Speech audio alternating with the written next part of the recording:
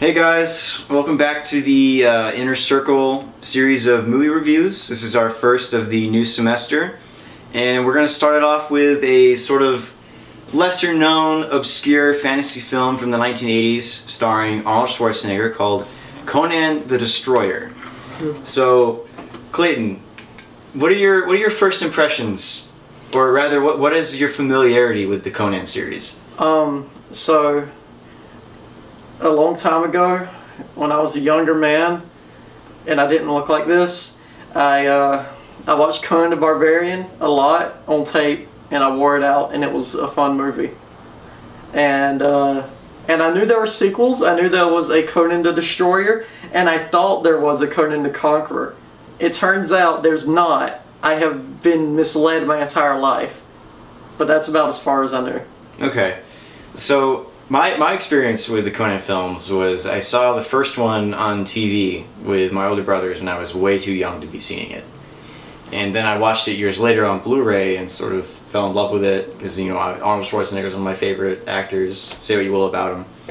But it was very much an adult film. Yes. Like, there was a lot of violence, a lot of nudity. It was very... It's very much an 80s movie. Yeah. But it's so entertaining, and there's a lot of really cool ideas in that film. And then you get to Conan the Destroyer. It's like I said, about 5 minutes in, it feels like a Saturday morning cartoon compared to the first one. Absolutely. Like, the tone of the first movie, just a little backstory. The first movie was directed by John Milius, who wrote the script for Apocalypse Now. And it's a very serious take on a fantasy movie, you know, swords and sandals. Mm-hmm. And then this movie, Conan the Destroyer, was directed by a completely different guy, Robert Fleischer. Yeah. And it came out 2 years after the first one, because the first one was such a smash success at the box office. But they wanted this movie, the producers wanted it to be more family friendly. So yeah. Rather than being that hard R, it was PG. Yeah, and it feels it's a weird tone shift. Definitely a weird tone shift away from like hard R, big man chop up everything in front of him with big sword, into like big man go on goofy adventure with team and have comedy segments. There's a lot of like really awkward like comedy moments that just do not land. Like, yeah. A lot of there's a character, the thief character, Malak. Yeah.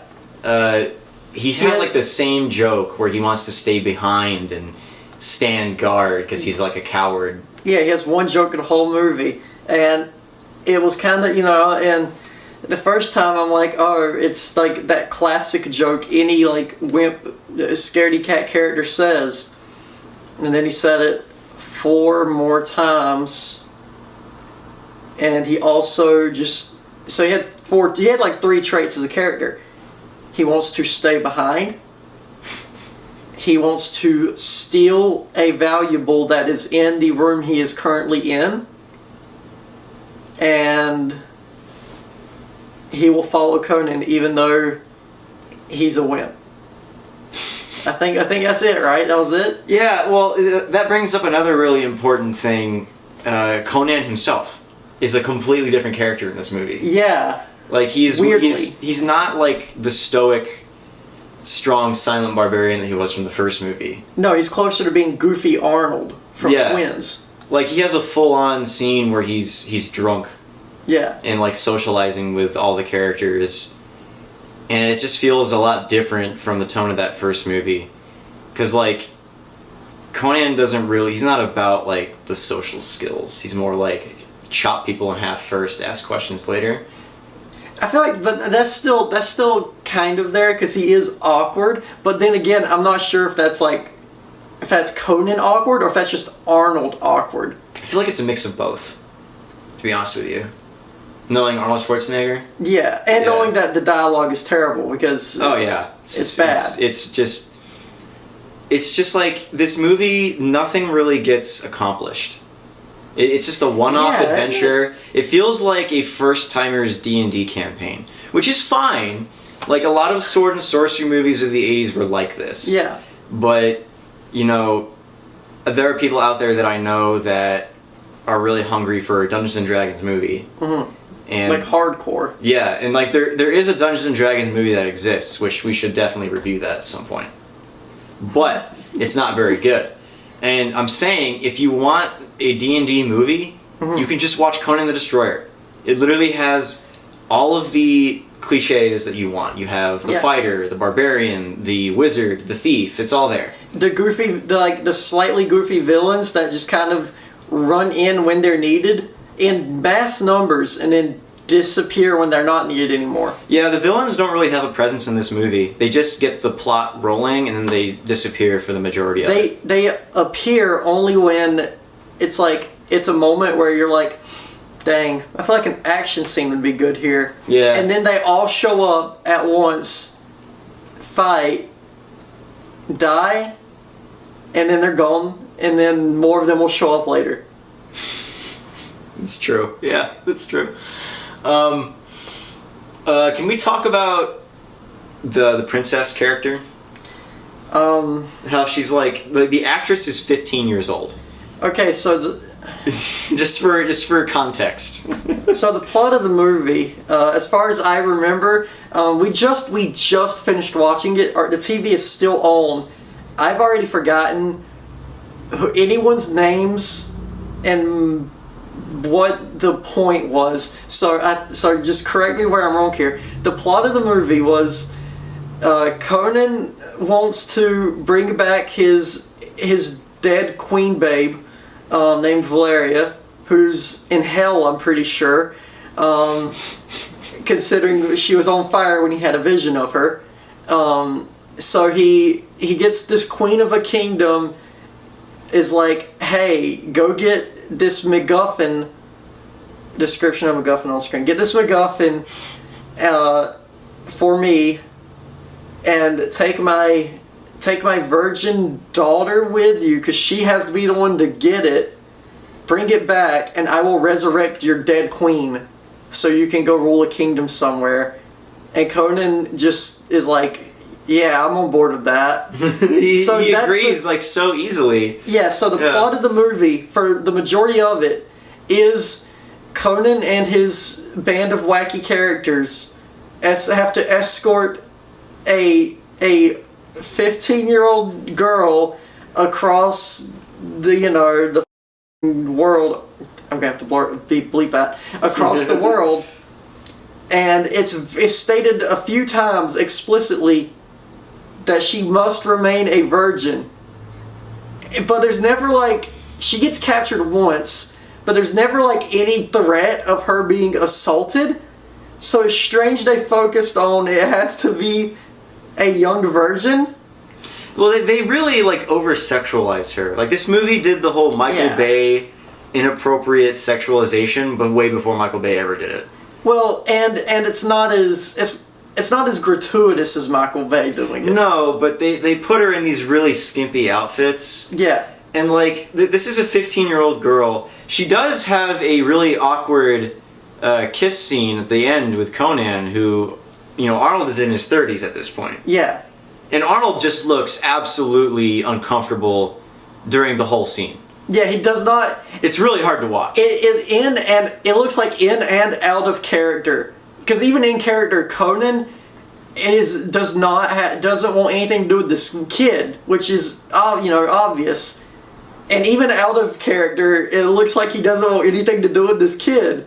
And so it's very strange that this is the plot of the movie. It's just very standard fantasy.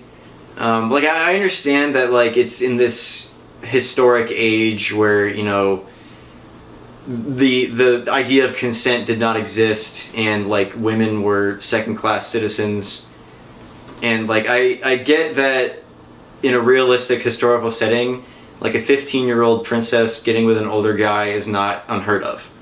But that's the thing. For an 80s movie in our current culture, it's very outdated and it's very hard to watch. But that's the thing, in the movie, the princess isn't even really that like that treated that much as like a second class. There's like one moment in the movie where she tries to command the crew when they're on their adventure what doing. Conan, who's clearly in charge and was put in charge of the mission, goes, "No, I'm saying what we're doing." It's like there's one moment like that, but there's no feeling of like the whole women are second class in the movie because the other women characters, like the evil queen, they have motivation and do what they're doing, and Carly Jones, who is in this movie, is a psycho, and she like is kind of a badass and just does what she does.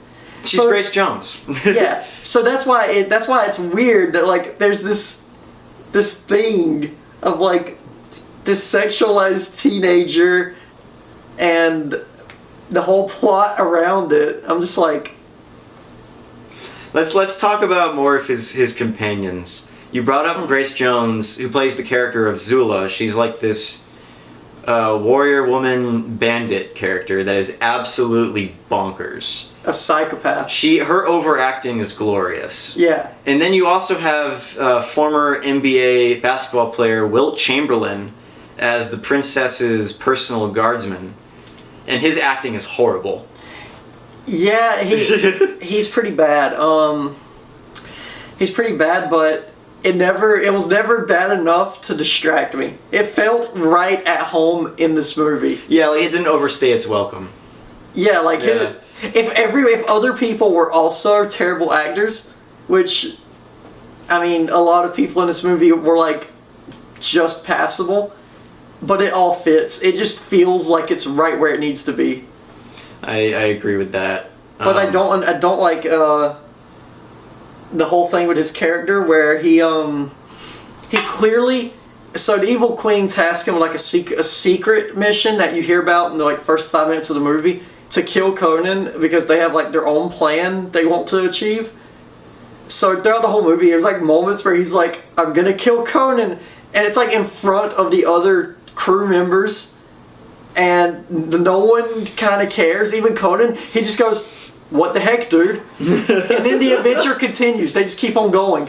Yeah, and like no he's it. so obviously sus, and nobody questions it. Yeah, literally only at the last possible second, Conan like has a moment where he goes, "He has betrayed us." Like, yeah, he was betraying you the whole time.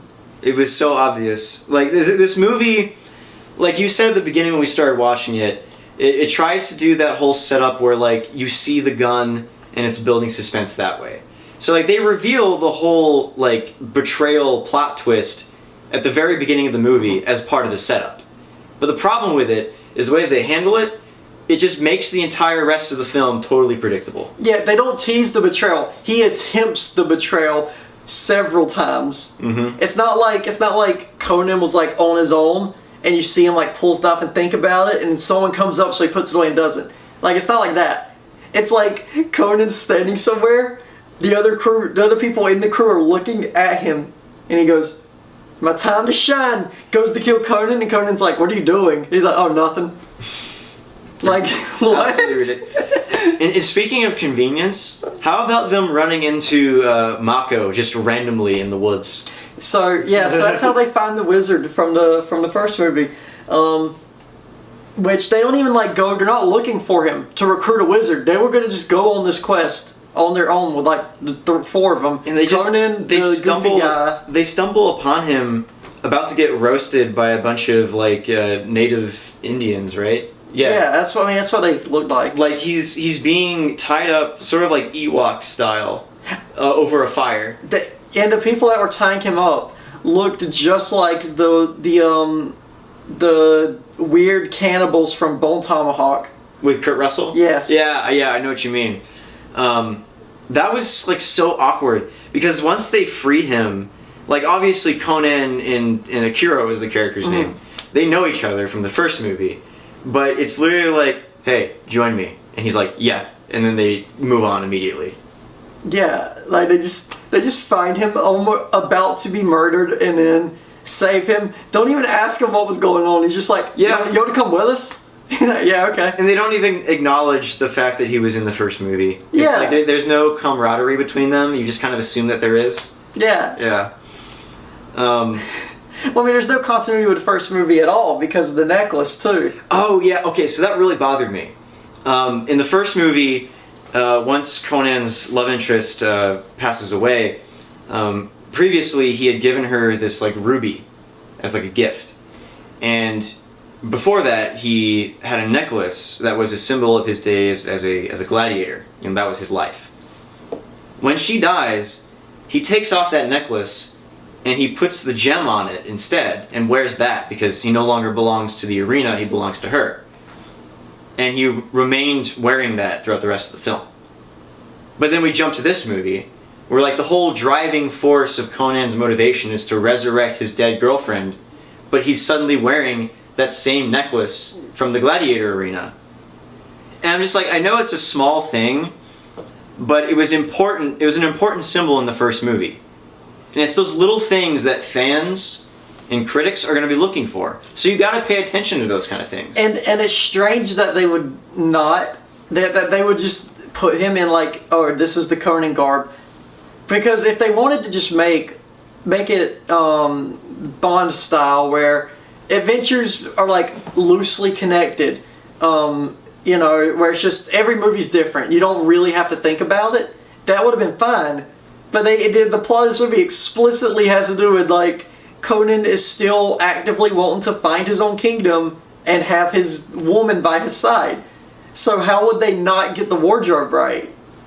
And there are also scenes of like breaks in continuity. Like there's scenes where he's just wearing that like stupid like fur underpants. Yeah. And with no pants. And then there are scenes where he's wearing that with pants on. Yeah, and it'll be like in the same environment. So I'm not sure. Are they supposed to make me think time's passed, or did Arnold just kind of want to keep pants on that day? The wardrobe is generally very strange. There's a lot of strange wardrobe choices. Yeah. What was another thing that I wanted to talk about? Oh yeah. So just like at the end of the first movie, at the end of this one, they tease Conan becoming a king and conquering his own kingdom. With the awesome shot of him on the throne. Yeah, and like that movie never got made, and they kept teasing it. And that's the third movie I thought existed my entire life. I thought there were 3 Conan movies. There are 3 Conan movies. Well, it's just the third one is the remake with Jason Momoa that has none of the charm of the original film. Well, okay. So there's Conan the Barbarian. Excellent movie. The one we just watched, Conan the Destroyer. Not as good of a movie. And this doesn't really exist. This is a figment of my imagination. Awful movie. No offense to Jason Momoa. He does an okay job. He just wasn't given the right movie. But yeah, so the movie ends pretty much where the first one ended, back at like the start of like, okay, he's off to get his kingdom finally. And then it literally says, it's like it has a to be continued. So they're like, next movie, we swear he's going to get his kingdom and it's going to be awesome and you're going to love it. And that's it. And it makes me really sad because like I'm a big fan of John Milius as a writer and a director. And like Conan was kind of his passion project. Mm-hmm. And he wanted to make that movie where Conan becomes king. He's been wanting to make that since the first one. He's been trying to get it made for over 30 years now. Well, and just even having that teaser at the end of this second movie here reminded me how pointless the whole movie I just watched was. Oh yeah, 100%. Because it starts with like Conan's wandering around with a little sidekick, whatever. He's like, oh, a mission, I can bring my love back. That gets me one step closer to my goal. And then when the movie ends, he stops the bad guys from their plot, but he doesn't get his love back. So we're literally nothing has progressed. Happens. He accomplishes nothing. Yeah, nothing is accomplished for him. He helped someone else do something a little bit. Well, I think we've bashed this movie pretty well. What are some good things that we can talk about? Like I thought the Arnold faces. The Arnold faces were great. They lived up to my expectations. The music's good. I will give them that. The score is nice. It gets a little repetitive. I play like 2 tracks the whole movie, but like it's good music, and it's composed by the same guy who wrote the score for the first movie. Basil Polidoris is his name, and I read that when he signed on to do the sequel, he was just going to bring over all of the old themes from the first movie and just, redo them. But once he saw the first cut of the movie and he saw how different the tone was, he was like, I had to completely rewrite the theme. And so it's just not as up to snuff to the original score.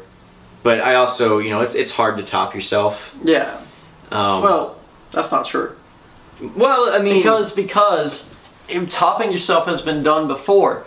As John Williams did with the Star Wars prequels. He clearly topped himself. Well, that's because we're talking about John Williams, man. Like, that man's a legend. Gotta get a little Star Wars in there. Yeah, a little bit. Always has to be peppered through.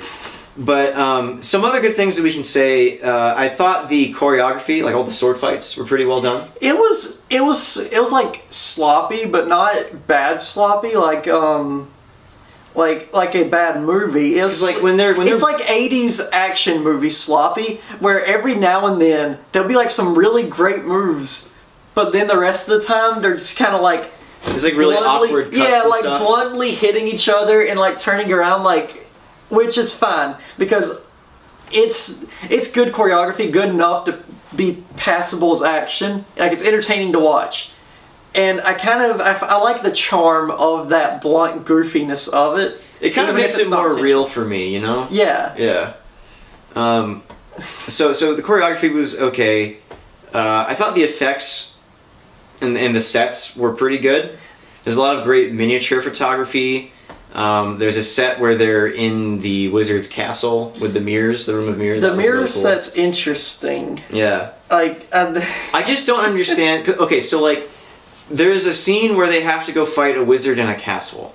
And the wizard takes this form of like this weird fantasy creature. And the source of this creature's power is the mirrors that surround the room. And I'm just like, why would you fight Conan in a room filled with glass if that room is literally your one weakness? If the glass breaking is your weakness, why is that the arena you choose to trap him to fight in? Just didn't make any sense. The set was great, but the premise was not.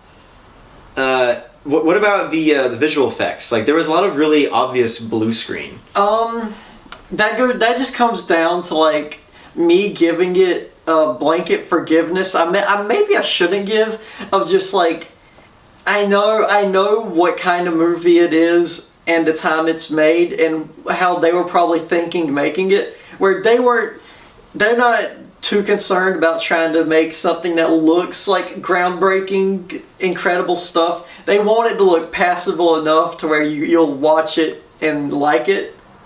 So I kind of forgive it a little bit. Oh, I mean, like, I agree with you there. Whenever I watch older films, especially 80s movies, like, a lot of the outdated, like, cultural references, outdated effects, outdated techniques, like, I understand because that was the past. Well, it's the 80s, like, action movie, like Conan the Destroyer is the same to me as old drive-in B-rate monster movies, where like they have a level of, all of them have the same level of cheapness in the effects and like slapdash to it, to where you can see work went into it, but not enough work to make it like 100% believable. Right. And I like it. I like the charm of it. But so I see what you're saying, but this is probably just me. I really like having stuff in front of the camera. Like, even if it looks like obvious, like how they made it. I like that because it feels more real to me. My one issue with the visuals, like you said, the blue screen, comes from like the one shot of them in the boat leaving the wizard's castle. Yeah, like that's my one issue, is that moment. Like, it's too much. When they're on the shoreline, you can see that they're on location at a lake. Yeah. But for some reason, they just didn't shoot them on the boat at the lake. They just filmed it later in front of a bunch of blue screen. With some heavy spotlight on them. Yeah. Like, too much, because they're clearly lit up like they're under lamps in their eyes, rowing the boat and looking at the castle collapse. and the blue screen behind them, or like the background that's used that they're cut out of, is way darker because it was like nighttime when it was shot or used wherever they got the footage from. Yeah, it's definitely lower light. So it stands out too much, and that's the only moment where it really bothers me. How did you feel about the Andre the Giant character, the monster in the rubber suit at the very end? Okay, so the Cthulhu monster at the end, I really love. It was that's where most of the budget for this movie went, was straight into that costume. Yeah, like it looks, there are some shots where it looks very clunky, but it's a very well-made costume. Well, I think the clunkiness comes from probably Andre in the suit. Oh, because Andre at that time period, he was like, he was getting big and he was just not living. He was getting big and old. He was getting big and old because of his, the way he was. His condition, yeah. So I think it comes more to that than the suit when it comes to the clunkiness of it. But I think that works because it's made as a giant like monster suit. Mm-hmm. So I feel like it helped. Well, I didn't think it was bad. I thought the suit was very well designed, and Andre the Giant did the best that he could with what he was given. This is not the first time that he's been in movies. Yeah. It's just the first time that he's been in like a heavy creature suit. Mm-hmm. And the fight choreography wasn't much. It was like he swipes at him, and it was a very easy victory. Swipes. Yeah. But it was still cool to watch. Oh yeah. Yeah. The horn like that. When he rips the horn out. The horn being ripped out, holy, I love it. Yeah, the gore effects, while toned down from the first movie, were still very well done. Yeah. Well, it was like, because people throughout the movie would still get cut and stabbed, but it was selective. So there'll be moments where, like, a dude gets cut, but, like, he doesn't, no blood and no slash happens. He just, like, gets cut and falls, like any PG action movie. Yeah. And then, but then a man will get his neck slit, and like we watch it happen. A man gets his neck slit, and he's like bleeds. A full-on like medium shot of like the thief character slicing this dude's throat, and he bleeds and falls over and dies. So it's just, I don't understand why they toned it down for the PG. This is one of those movies where you question, like, was this made for kids, or what? Like, well, you know what they'd say. It was a different time. It was a different time. It was a different time. We could sexualize 15-year-olds, and we could slit people's necks on film, but not too much. Well, final verdict on Conan the Destroyer? It's cheesy 80s action, like, maybe is distilled into the most purified form of it, with all the good and bad that comes with that in the story and visual departments, but everyone hams it up in just the right ways to keep me entertained. So I give it a thumbs up, as long as you know the type of movie you're getting into. I second that. It's definitely, as such a huge fan of the first movie, it's definitely a letdown. But it's still Conan. It's still 80s swords and sorcery, and there's too much charm for me not to like it. Yeah. And like I said before, if you're looking for a standard like D&D-esque story, this you need look no further. Really sore that we never got the third movie. We just got a terrible remake instead. So overall, I'm gonna give Conan the Destroyer. I'm gonna give it 6.5 stars. Oh, okay. Out of 10? Yeah. Okay. I do a 5.5. If I'm doing a 10 rating, 5.5. Okay. Well, you heard it here from us, guys. I guess our next review will be the Dungeons and Dragons movie, or possibly what?